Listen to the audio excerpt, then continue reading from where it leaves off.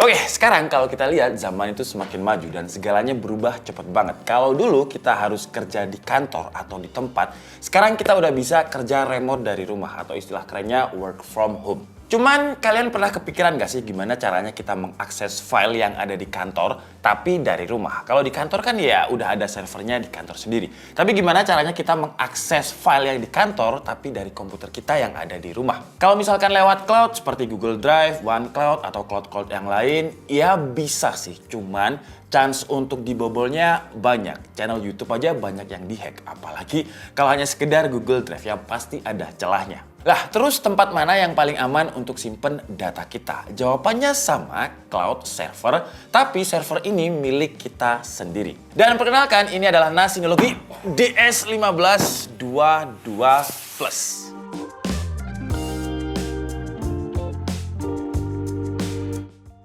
Seharusnya kalian udah pada tahu lah Synology ini. Tahun lalu kita juga udah pernah nge-review dan saya lihat juga banyak reviewer yang udah ngebahas server Synology ini. Nah, ini adalah seri terbarunya, namanya adalah DS1522 Plus. Untuk yang terbaru ini fiturnya apa aja? Sebelum kita bahas di situ, mungkin kita unboxing dulu aja kali ya biar kalian tahu apa aja di dalam paket pembeliannya. Jadi yang pertama kita dapat kabel powernya seperti ini. Terus kita juga dapat adapter, terus juga ada kabelan untuk mengkoneksikan servernya dengan internet. Terus ini juga ada kabelan lagi. Jadi kita dikasih 2 kabelan serta adapter.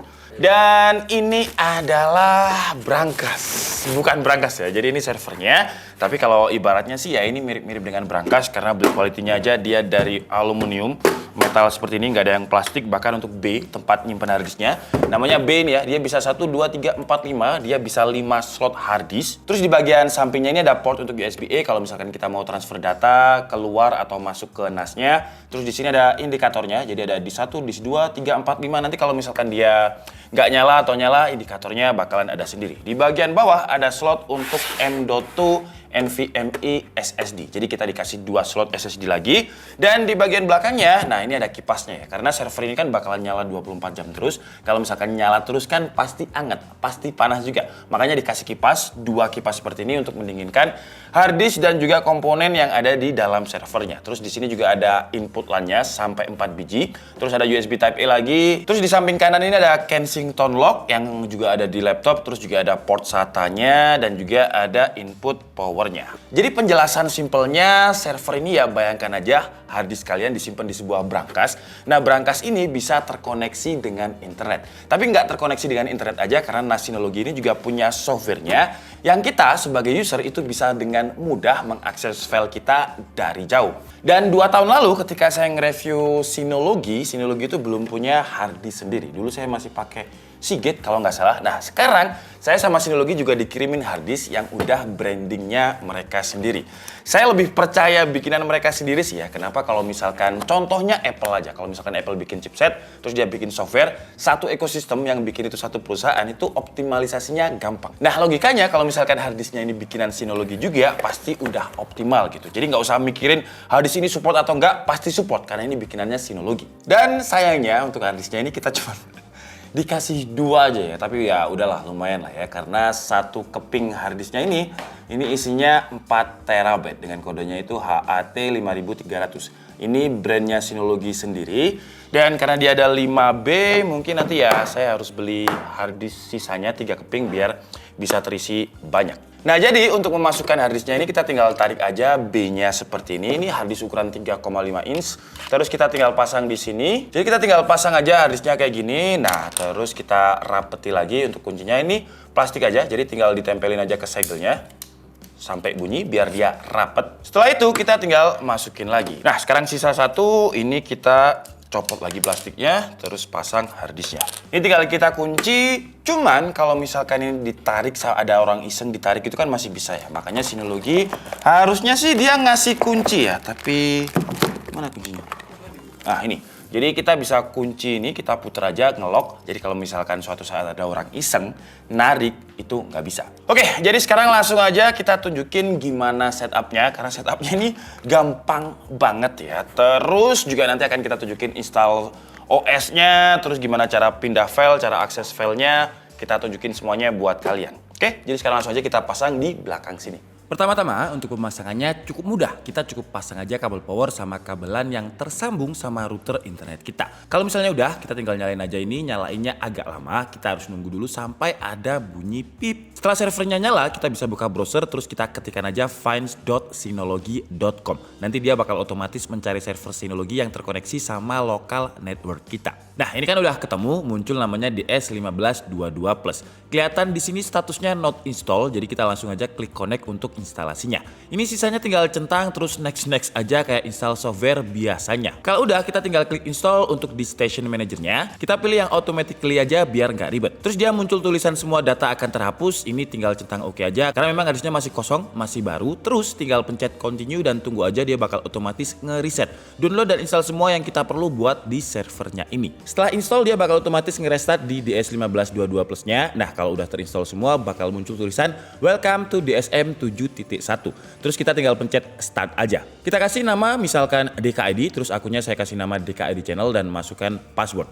Ini agak ribet sih ya, karena passwordnya harus kombinasi huruf besar, huruf kecil, sama special karakter. Tapi ya nggak apa-apa, namanya server biar lebih aman. Nah, kalau udah nanti kita dikasih 3 pilihan untuk di station manajernya. Ini seperti biasa kita pencet yang recommended, terus kita dikasih pilihan untuk bikin akun atau enggak.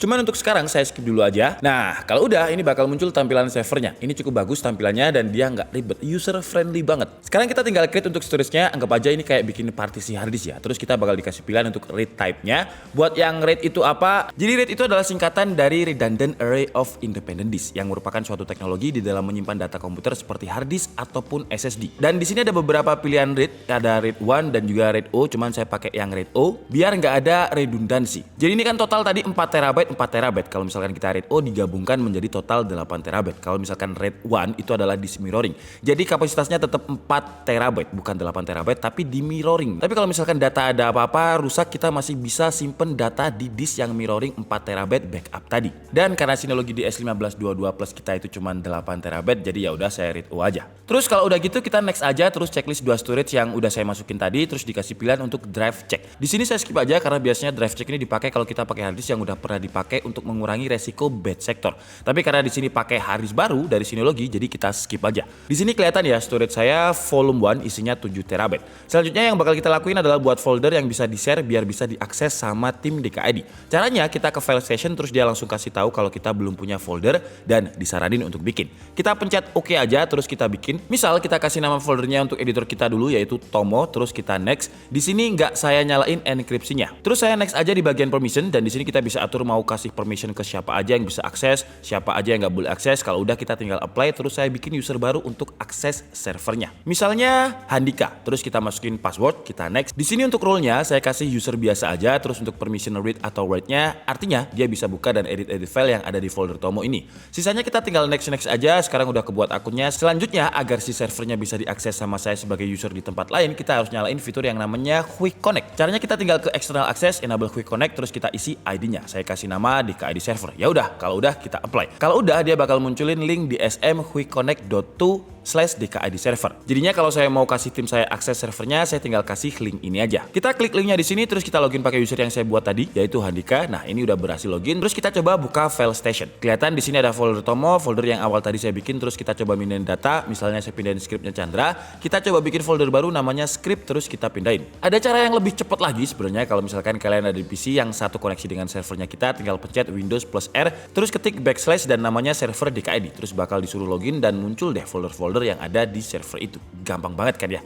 Oke lah, jadi mungkin cukup segitu aja video dari NAS Synology DS1522 Plus ini. Sebenarnya dia bukan hanya sekedar kayak dipakai cloud gitu aja, enggak. Karena di cloudnya itu kita juga bisa kayak semacam install Office, install beberapa aplikasi yang udah disediakan sama DSM-nya.